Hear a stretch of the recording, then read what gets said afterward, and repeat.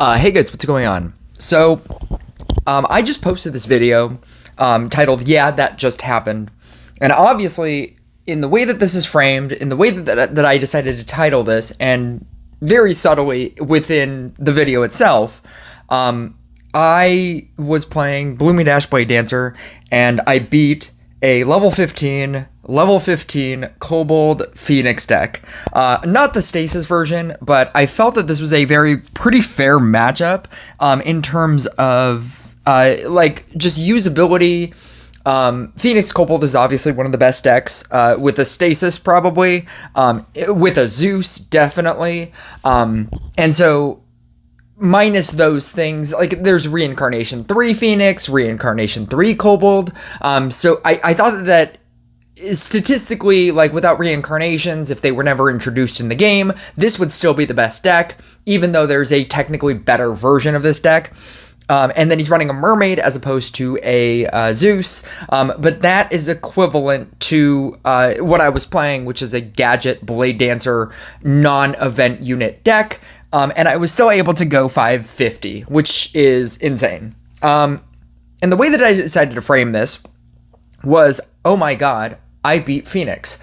I was gonna surrender to this, and I beat Phoenix. Isn't that super crazy? Now, the other way that I could have framed this, that I chose not to, because I decided to focus on the idea that I beat Phoenix, this crazy, insane deck, the other way that I could have framed this, would be like, oh my god, I did 550 with Blade Dancer. I did 550. 550 is a crazy number. It is not 9 minutes, which is what a Reincarnation 3, Kobold 3, Stasis Zeus deck is doing, right? If 9 something is like the max, 550, which is almost 6 minutes, isn't all that great, especially knowing that my crit is 5621, max crit is like 73 something. It's something in that 7k area. That's where we're pushing now. And so you could, even if I decided to frame it in that way, to shift the focus, which is what the entire video is, even if I were to shift focus to where it was like, oh my god, 550 is so crazy with Blade Dancer, I'm pretty sure I would probably reasonably get the comment, like 550 isn't that much, 9 minutes is, Phoenix, right? 7 minutes is Blade, this exact deck with a level 100 Fortuna. You could do like 7 minutes, right? But I don't have any of that, so the way that I decided to frame this was, oh my god, I beat Phoenix, isn't that crazy, right? That is the amount of decision making that you have to do when you upload a video. Anytime that I want to talk about something, the way that I decide to frame a video is I will get responses based around that idea. And because I decided to do it this way, I got 2 separate responses. Now, I am going to go into another thing, but this is going to be a very long video, as you can probably already tell. But there's a lot of background information. Every time I upload a video to my channel, this is my YouTube channel. I don't know if you knew that, but this is my YouTube channel. I can upload anything that I want. I can talk about anything that I want, and my channel either lives or dies based on whatever I decide to talk about. And so if I decide to talk about something that, ruins my channel, that is my fault. But if I decide to talk about something that, everybody appreciates and likes, then that is also my fault, right? Because this is my channel, and whatever I decide to do, people either like that or they don't like that, and, it's all my choice, right? My viewers do not dictate what I do on my channel. It's just, this channel lives or dies based on my own decisions. I'll give you an example very quickly, and then I will go back into this. Every so often I get a comment that'll be like, you should, I've gotten this exact comment before, and I'm thinking about it an exact time. And it was somebody who said that you should think about changing your name your YouTube channel name to something that's not Taylor's version, because somebody who doesn't like Taylor Swift might not subscribe to your channel, right? And that's a valid complaint, I suppose, right? Why wouldn't I just change it to just Rush Royale, Elliot's version, or Rush Royale Elliot? Or, why wouldn't I just use my own name, or just use no name, right? Rush Royale Tips and Tricks. I will always bring up that guy. Whenever I can, I will always bring up that guy. Rush Royale Tips and Tricks, right? That doesn't give you anything to hate, right? Naming my thing Rush Royale Taylor's version, if you understood that even if you understood that the reference is Taylor Swift, and Taylor's version is a reference, right? If you understood that, and you decided to also dislike, Taylor Swift, right? You could theoretically choose to not subscribe to my channel based solely on nothing and based solely on the idea that you don't like Taylor Swift. For example, I could call my channel Rush Royale Make America Great Again, right? And if you didn't like Trump, you could be like, I don't like Trump, I don't subscribe to, that guy, Rush Royale Make America Great Again, right? That would be a thing, right? And that's how they were viewing it, right? And that is a valid complaint. But I stand by the idea that I like Taylor Swift. And that is who I am as a person. And that I never bring up Taylor Swift basically in any video that I ever do, other than to describe that is why my channel is named that. It's just something for me. It's just something that I get to do. Like, this is my personal stamp on my channel. This is how this works. This is just something that I like, that I've combined into a game that I like, right? That's just my own personal stamp on my own personal channel, right? If you don't like the name and you think you can do better, you want to make you can make your own YouTube channel, and you can call it whatever you want and do whatever you want. And, whatever anybody says, you don't need to do that, right? Because it's your own YouTube channel. It's your own YouTube space. You can say or do whatever you want, and your channel will either grow or die because of your decisions, right? There's somebody, I trust that there's somebody listening to this right now and being like, I'm not, they probably, what time are we at? We're at 7 minutes. I haven't done anything in this video, other than doing a lot of explaining on a Rush Royale, type channel. And, I haven't done any gameplay. I haven't done anything, for 7 minutes. And I trust that somebody probably already is like, I'm not going to subscribe to this guy anymore because he talks too much, right? I trust that that's already happening, but that's what I do. I talk a lot. That's why I make videos. I make videos because I have a lot of thoughts and I like to express them. And that's why I do this. And sometimes I have to explain things. And this is one of those times. So I was going to do a video that was going to be a rant. And I don't want to do a rant. I don't want to do a rant video. There's a lot of videos that I could have been doing. One is the Dryad video. I'm probably never going to do that video. I don't know if you guys are waiting for that, but I'm probably never going to do that video. It really doesn't matter. I'll give you, if in the case that you still care about that video, or what that was, I'll give you the rundown really quickly. Actually, you know what? 1 second. Okay, very quickly.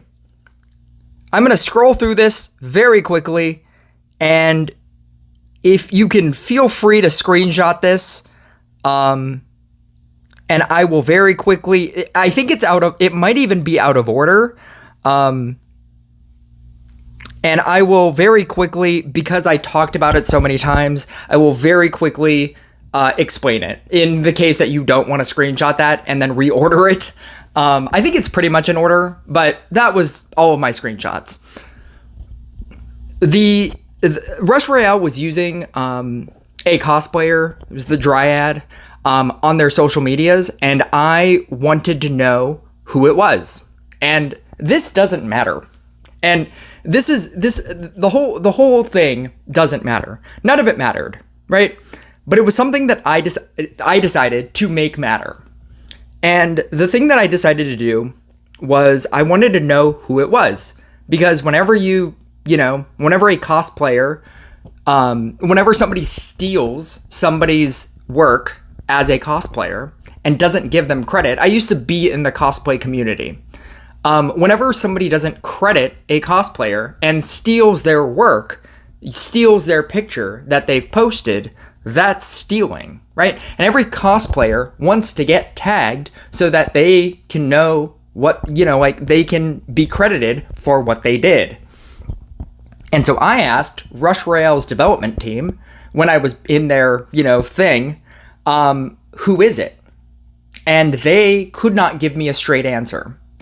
And I distrust the Rush Royale development team so much that in my head, it was just a giant conspiracy and no answer that they could give me was going to satisfy me, other than who is this person? And they decided to just say that there's an NDA, there's a non-disclosure agreement that, and we hired out this work and they did it for us and they don't want to be known. And in my head, it was just a big, we don't want to tell you because we don't want to tell you. And that entire idea was why I distrusted the entire Rush Royale development team to do anything that was not their own design. They do not listen to comments. They don't care. They don't care about literally anything. Anything that you decide to comment or ask them about or buff this or nerf this or change this, they don't give a fuck about, right? The idea that, and in all honesty, them not telling me who the Dryad is, that could have been their exact reasoning. That could have been the exact thing. It could have been somebody that they just decided to hire and pay and say, dress up in this and do a couple videos for us and we're going to keep using this and we'll never give you credit because you don't want it, right? And that could be true. And I was at the point where I was just I don't believe anything that you guys say anymore. And that's basically what it was. So that's that story. My distrust for the Rush Royale development team is so low that I couldn't believe anything I don't believe anything that they say. So there's that story. I don't like talking about negative things. I'd rather talk about things that I like. I'd rather talk about strategy. And this video is going to eventually go into strategy. I'd rather talk about strategy. I'd rather talk about the game. And sometimes just as a content creator, it's hard. Sometimes it's hard because every so often I get comments that are, I trust, not inherently negative, because I don't think anybody ever thinks that they're doing something mean. I don't think that it's the entire idea that nobody lives, in a castle, in a dark castle, on top of a hill, right? And they're not plotting evil schemes.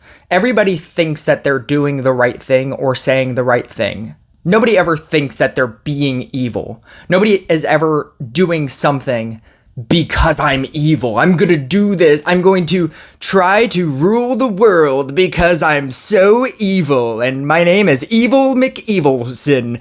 Right? Nobody thinks that they're saying anything mean. Nobody thinks that they're doing anything negative. They have their own justification for whatever they do. And then you, as a person, accept it, or you feel however you feel, right? 2 people commented on this video. And I think that it's very indicative of that there is a difference in how you comment.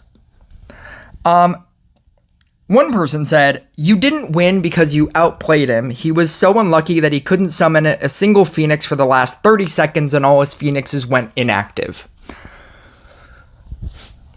And so I decided to comment, that's certainly a way of looking at it. Because it is.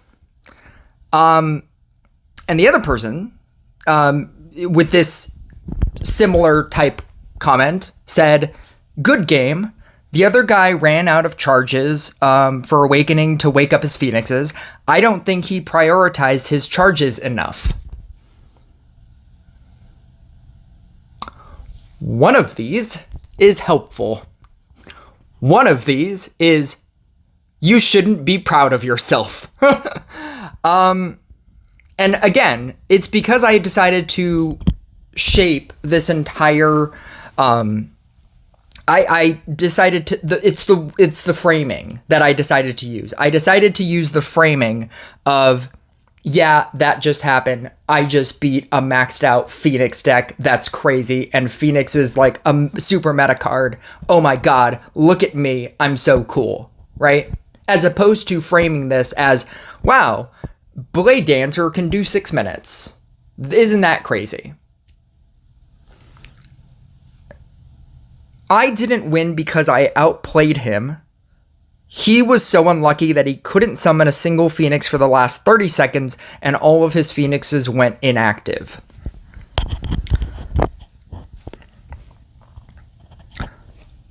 Looking at a game because of the last 30 seconds of a game is how you will lose every game. If you just look at the end of the game and you say, oh, the only reason why I lost was because my stasis didn't happen earlier. Oh, it's because I got bedlammed, right? It's nothing else that I did through the rest of the game. It's just because I got bedlammed.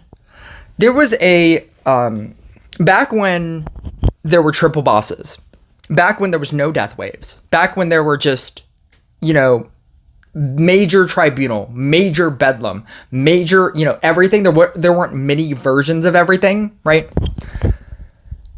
Back in the day, the way that I tried to figure out who is a good player and who is a bad player, who is just a casual player, the difference between a casual player and an advanced player, I always ask the same question, and it is, what is the worst boss? What is the most destructive boss?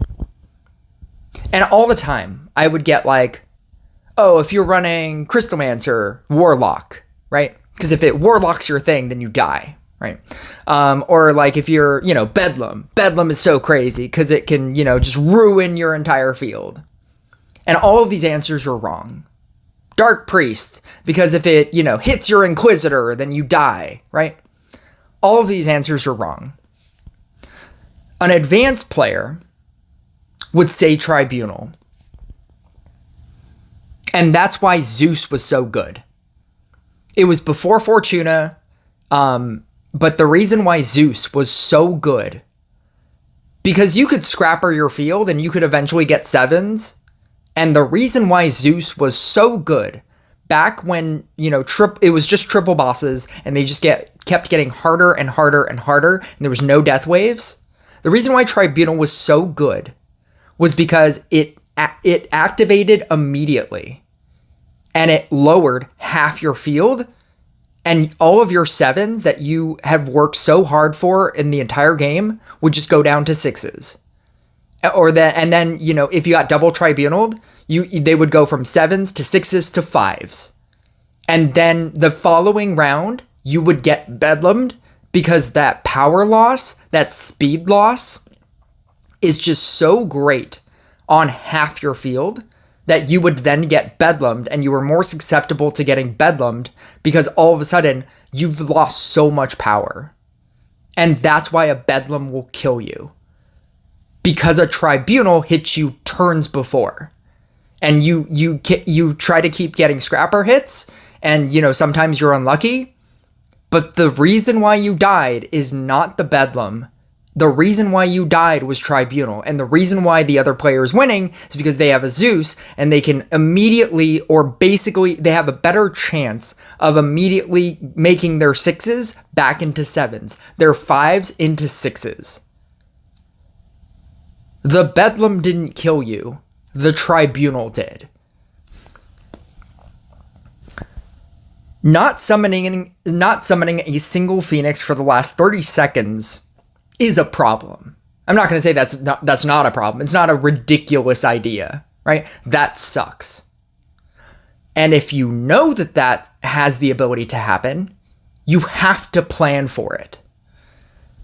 In the second comment, the other guy ran out of charges of Awakening to wake up Phoenix. I don't think he prioritized his charges enough is the actual problem. If you didn't want to like watch my gameplay and you were focused on, how did the Phoenix player die, and you saw that, he didn't get charges for the last 30 seconds, the idea that I didn't outplay him, well, okay, I'll go into this. I'm not trying to outplay my opponent. I'm just trying to beat my own record. I'm not doing anything for my opponent. I'm just trying to do better than I did before. 6 minutes is pretty good. I will always argue that 6 minutes is very strong. And if I can do 6 minutes every single game, that's pretty good. If somebody can do, the maximum number of death waves, right? 9 minutes and 20 seconds or whatever. If you can do 9 minutes and 20 seconds, you're doing pretty well. You're doing pretty well for yourself. I think that at my crit level, with my cards, with the Blade Dancer deck, without a Fortuna, I think that 6 minutes, if I can do that consistently, is very strong. And my opponent doesn't matter. It doesn't matter who my opponent is. It doesn't matter what they're doing. It doesn't matter because I'm not interacting with my opponent. I'm not trying to do anything to my opponent to even care who they are. The only time that my opponent matters is one, if they're playing a Necromancer, and I have to set up my field in a specific way. If they're playing a toxic deck, I can play differently. I can be more protective, right? But if they're playing a straight DPS deck that just does damage, and it's just, and this is most decks, this is 90% of the decks, and you're just trying to do damage, I don't care what you do. I'm just trying to beat my own record.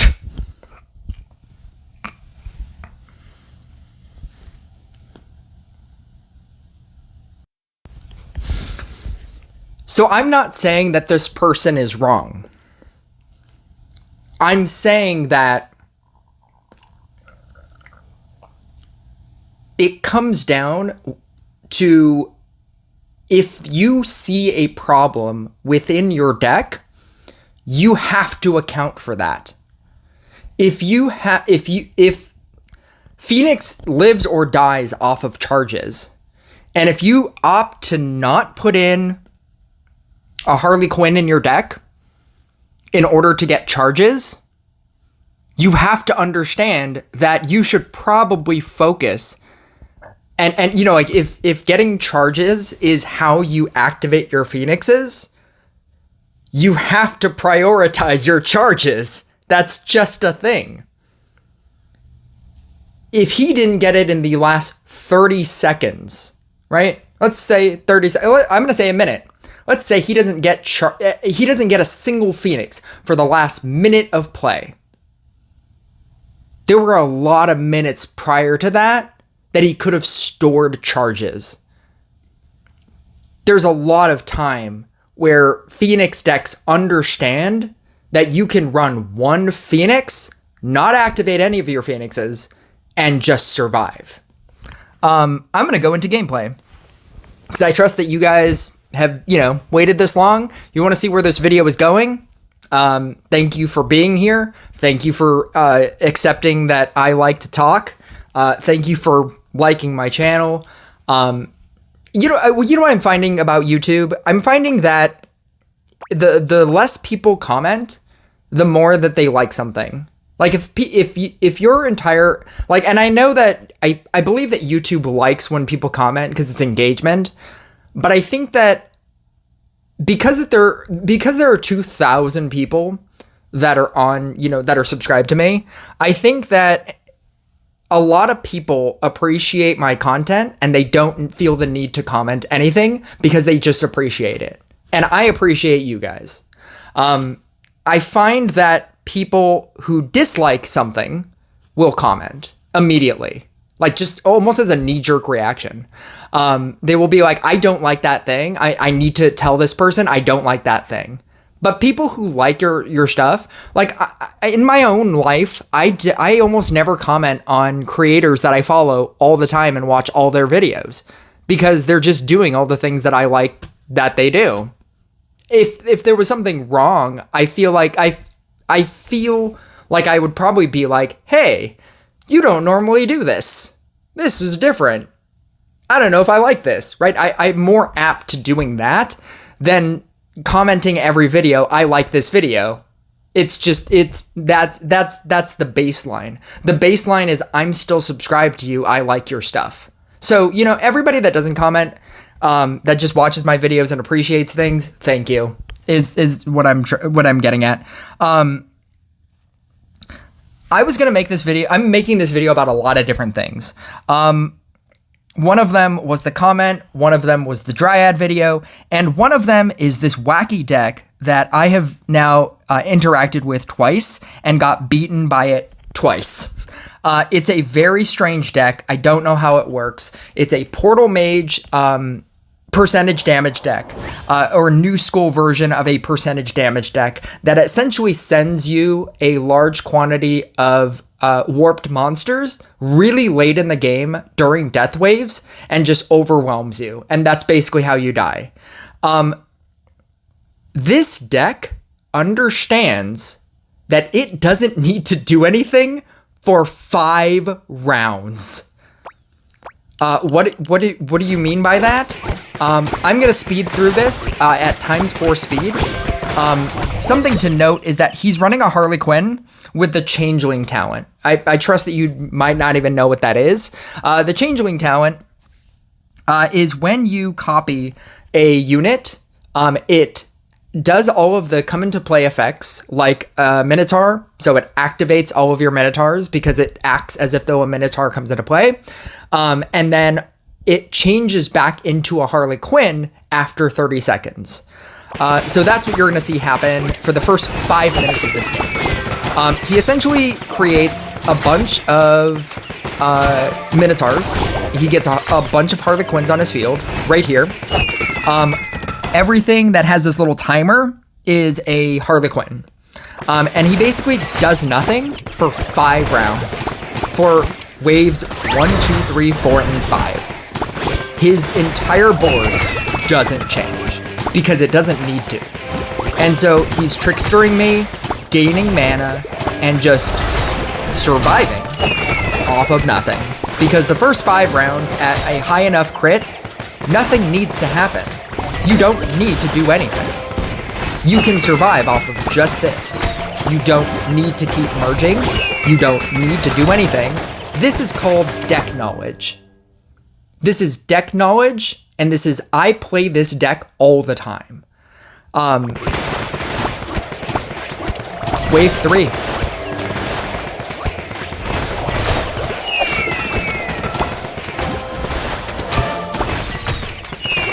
Wave 4. Like, I would love to see how much mana this man has.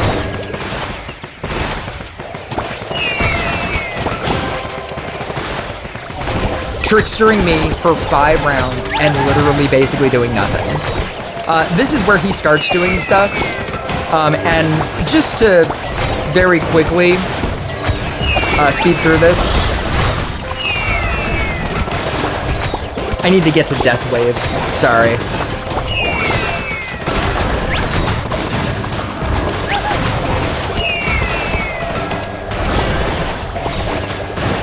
I need to get to about 2 minutes into death waves.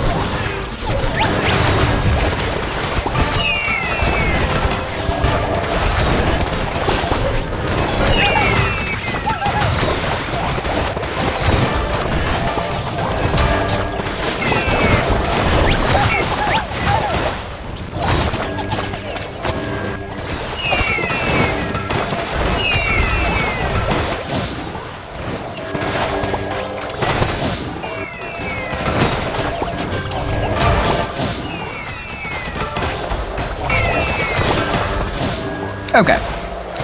This deck literally does nothing for a very big chunk of the game, and then it just wins, seemingly out of nowhere.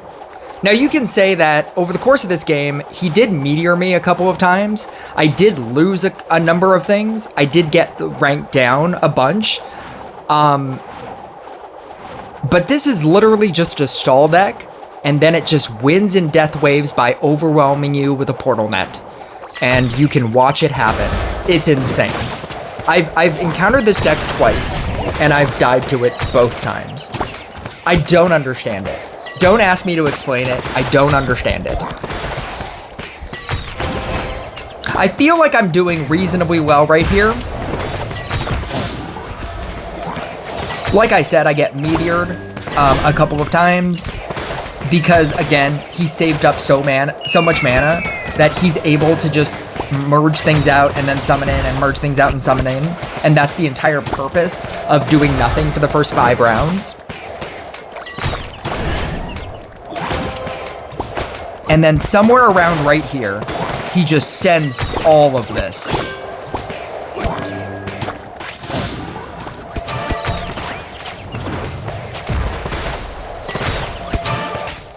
And then I just die.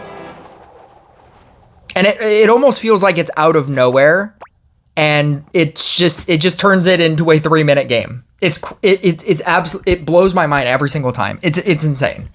And so my video was gonna be that, and like, what even is this deck? And then I decided to play Kingdom of Light faction. Just started, where it's headhunting and light faction units upgrade, and I came up with an idea for Blooming Dash Blade Dancer, and I thought that I could connect all of these with this. All of these different disparate ideas of different videos that I wanted to do into one just big giant mega video. Deck knowledge. The idea that you can plan ahead if you understand that there is a discrepancy in your deck. If there is a problem in your deck, you need to fix it. The idea that this person thought that I didn't win because I'm good, right? Which is a completely separate kind of argument, that had nothing to do with my own playing, right? I didn't win because I outplayed him, right? I only won because in the last 30 seconds, he couldn't get a Phoenix. That is a thing. Getting Phoenix stacks in order to activate your Phoenixes, that's a thing that you need to do. That's just a portion of the deck that you're building. If you don't want that, you run the right side Phoenix, right? But if you do want left side, which is apparently better, you have to understand that you need those activations. You need to save charges. You need to always activate your charges. You need to figure out, if you're going to decide to not run Harley Quinn in order to get better damage, you need to do that. If you don't want to run Mermaid and you want to run Gadget, then you better be able to cleanse. You can't just say, oh, I died because Dark Priest hit, and when I activated my Mermaid, it didn't cure my thing. That is a reason why you died, but that's also a choice, right? Gadget. If you're running Gadget and you say like, oh, I got Dark Priested, and that's the only reason why I died, because my Inquisitor got Dark Priested, right? That's a problem. You could have run a Mermaid and you could have had double protection, but because you think that, oh, the first layer of protection is fine and I have Counterspell doesn't matter in a Dark Inquisitor deck. Because if your Dark Inquisitor gets Dark Priested, you're not killing a boss. You're not killing a mini boss in order to cure it with your Counterspell. At which point you need a Mermaid, or you need to run the other side on Light Inquisitor, which is something I've seen Godlike Mike do, which I think is really funny. On Inquisitor, you could run Purification, and if you have a second, if you are running Dark Inquisitor, and then you run Purification, what happens is if your Dark Inquisitor gets Dark Priested, you could summon in an Inquisitor and then kill it with your Scrapper, and then it reactivates and cleanses your Dark Inquisitor. And I think that's really funny. You obviously don't get the shield, but you are able to then auto cleanse yourself. And I think that that's really funny. And so you could do that. You need to figure out the weaknesses of your deck and account for them. Because if you choose not to account for them, if you choose to run a deck with no counter spells, and you choose not to run a Mermaid, and you choose to just run a Gadget so you can do as much damage as you can, and then you end up getting Dark Priest, or you end up getting Virused, and you say like, oh, the only reason why I died is because I got Dark Priested. My main guy got Dark Priest. That's the only reason why I died. It's like, no, you died because of other things. You didn't die because of that last thing. You died because you didn't account that that would happen. Right now, the modifier is Kingdom of Light. And with the Kingdom of Light, it's very obvious that you could probably play a Light Inquisitor deck, which is something that I tried. I don't like it. I got 7 level 7 Light Inquisitors, 2 Knight statues that were obviously level 7, and I think I went 3 minutes, and it felt very scary. Like, I didn't feel like I was going to go that much beyond that. I beat the person, but I didn't feel like I was overtly strong at that point in the game, and I had level 7s everything, and it almost felt like it didn't matter. Bard is the obvious choice. Monk is a pretty obvious choice as well. Here's the thing. I thought to myself, and I'll play this game, and this is the crux of my argument. I'm not gonna frame this as, oh my god, look at me, I'm so cool. I beat, Monk on this Light Inquisitor, right? Because then that person is gonna comment, you didn't beat Monk. The reason why you won. I don't know. He's gonna say something. Somebody's gonna say something. So the way that I'm gonna frame this is, I decided that if Light Inquisitor is the only Light faction unit that I care about in my deck, and it constantly gets upgraded every single round, I could probably wait till round 5 to even put a Inquisitor, to put a Knight statue on my field, wait for it, and then over the course of rounds, leading up into Death Waves, because it goes to 9, right? I'd probably get Scrapper hits on it, and, like midway through Death Waves, like 1 minute in, a minute 30, 2 minutes, it'll probably be a level 7 anyway, so there's no reason to put it on the field early. There's also obviously no reason to put a Trapper on the field early, so I'm not going to do a Trapper until like round 8 or round 9, at which point I can upgrade and move Blade Dancers the entire game and focus solely on that, because those are the 2 things that I can't upgrade except for with random hits from Scrappers. If I leave a Knight statue on the field early, it's gonna get to a level 7 very, very early, and then it's just gonna be sucking Scrapper hits. If I leave a Trapper on the field, it's gonna be sucking up Scrapper hits, and I'm gonna get into the late game and be in the 2 minute, 3 minute Death Waves and die because I have all level 2 Blade Dancers, and then like that guy, I'm gonna complain that the other person didn't win because they're better than me. They only won because I only have level 2 Blade Dancers. I was just so unlucky, right? Guess what? It fucking works. The strategy works. It's amazing. If you are trying to play Blooming Dash Blade Dancer right now, this is the strategy that I would tell you to do. You don't need trappers. You don't need knight statues until like round 5. And just solely focus on all of your blade dancers. Now, an unfortunate thing happens really late in the game. And it's the other thing that I always try to account for. And this was something that I couldn't account for. And I still had a decision to make. Should I just, like, this has been a very long video. I feel like I should just skip to the punchline. So I'm gonna speed this up because this is a pretty boring portion of this game now, knowing my strategy. I'm just literally going to sit here, eat literally everything, and then just sit here and gain stacks as efficiently as I possibly can. And then round 5, start playing out knight statues. So I'll slow this down like when, you know, end of 4 starts.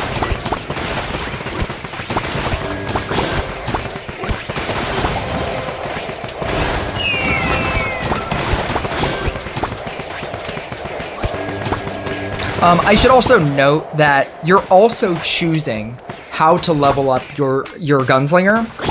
Because what you can do is look at your highest level on the board, and then if that thing is going to get upgraded, you can then switch it with the gunslinger, so that you can basically evenly distribute scrapper hits in some controlled kind of way.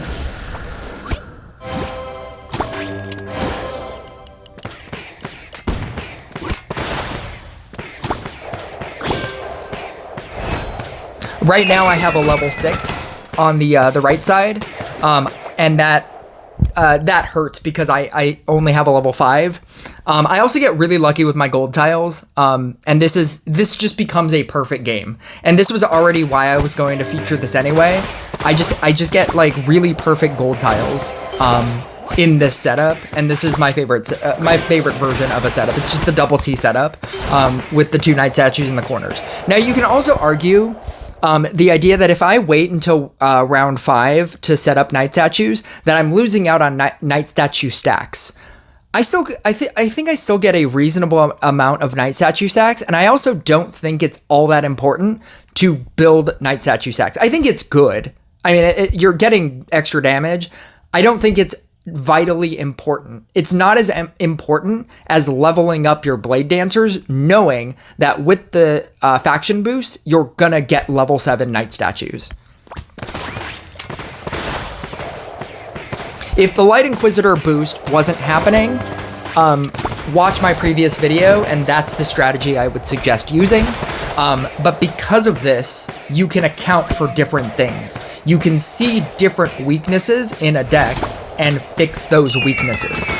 One of the weaknesses is I need leveled up blade dancers, and I don't need trappers, and I don't need to level up my knight statues. And so what do? You just don't have them on the field, and everything else levels up.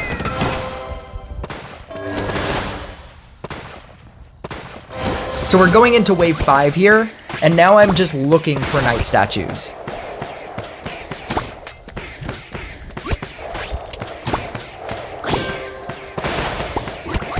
I'm trying to keep scrappers in the corner so that as soon as a knight statue appears, I can immediately move it. I get 1 in that corner. And so obviously I need the other one in the left corner, but what ends up happening is that's the recycler scrapper that I normally want to use to get the extra 30% damage off of recycler. So then now I'm faced with like a problem of, do I move it? It's a subtle problem, but you can see how it's kind of a problem. I can also just space out my summons and space out my eating. I don't have to eat as quickly as I am right now, so that I can eventually just summon in a knight statue. My knight statue gets leveled up with a scrapper hit. It also gets leveled up because of the faction bonus. I still don't have the other one, so that's still a problem. We're in round 6. I get the other one.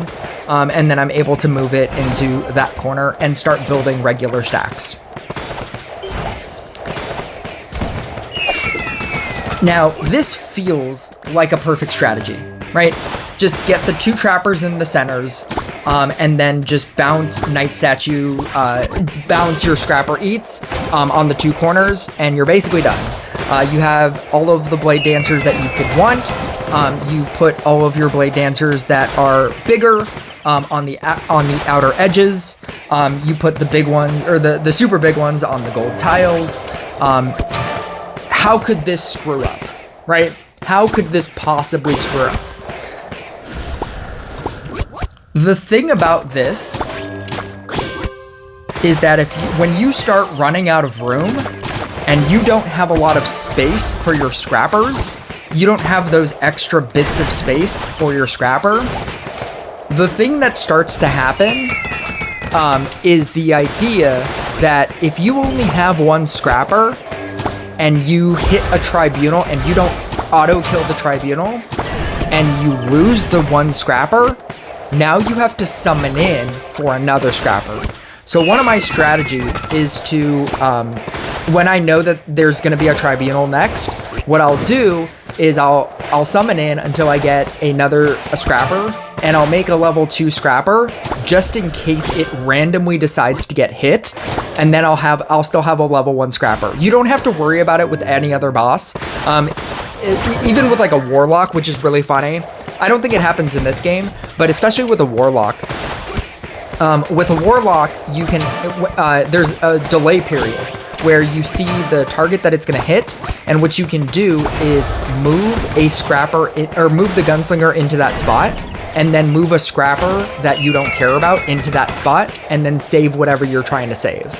And that's a benefit of running a gunslinger. It's another just, side thing that you can do.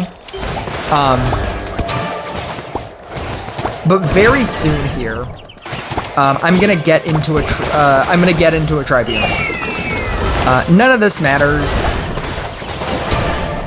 We're in wave 9. I should be setting up trappers now. And right here at the end of this wave, I get a tribunal. And that's when I set this up, and I'm just like, oh crap, I have 3 seconds. I need another scrapper, because what if this dies? So I combine those 2 to get a level 2, and I leave it a level 2. Because if this tribunal hits me, I know that I will still have a level 1.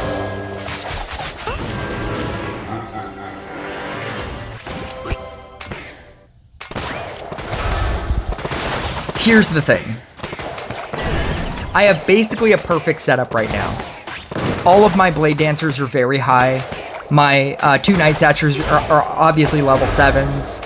I'm doing very well here.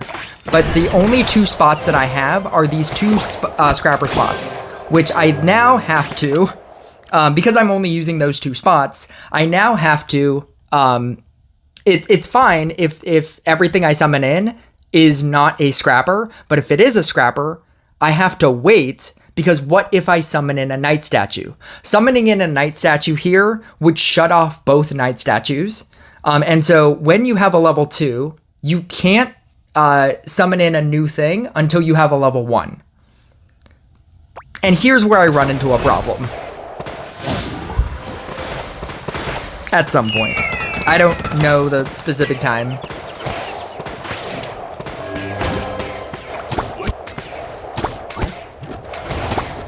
I know that it's not... Oh, here it is. So I know that the next boss is not a Gorgon. So I minus down my scrapper, and it gets red guyed. And there's no way for me to cleanse it. I was hoping for a counterspell. I was hoping for a scrapper. So I'm now very furiously scrappering. And it dies. And I summon in a Night Statue. And so I have to... summon, or what's it called, merge out my 2 trappers that I cared about. And I get the biggest, save. I get a level 3 trapper. It's the best thing that could have happened right here. But now I'm stuck. And I have a decision to make. I have 2 summon-ins, and I can I can summon in twice, and if one of them is a scrapper, I'm fine. But what if both of them are not scrappers? What if I summon in a Knight statue? What if I summon in a Knight statue and a Blade Dancer? What if I summon in a Knight statue and a Gunslinger? Both of my Knight statues shut off, and I die. This is a decision. Everything that you do in a game is a decision. The way that you build your deck is a decision. Every ounce of every single game that you ever play is a decision. It is not as much luck as some people might lead you to believe. Some of it is luck. There is an amount of it that is luck, but a lot of it is decision. And it's what do you choose to do? Do you know, how well do you know your deck? How well do you know probability? How well do you know that you will summon in a scrapper? If you decide to do nothing, is that better? Should you do something? These are all decisions that you have to make. Minute to minute, second to second. Like, every single thing that you do is a decision. And a lot of people don't fucking get that.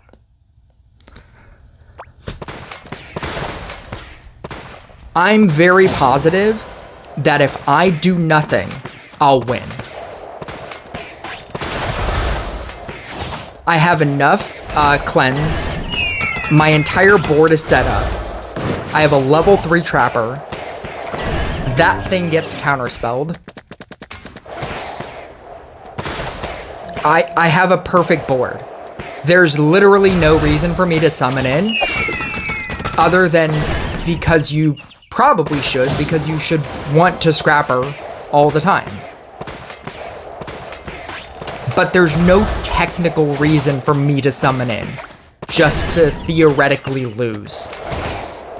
I have more crit than this person. I'm probably gonna win.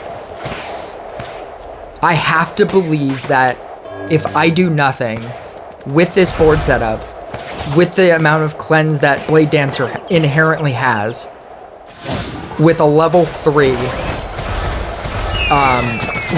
trapper, that's reasonably good enough. It's not the best. Like, I want another trapper. I want higher trappers. I have to believe that if I don't do anything, I will probably win.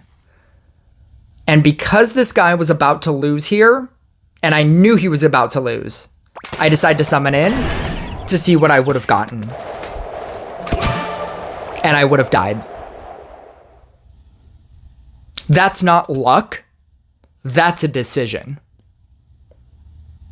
Choosing to not summon in because that shit might happen is a decision. And if that's not a decision to you, then you're not playing the game. I'll catch you guys next video.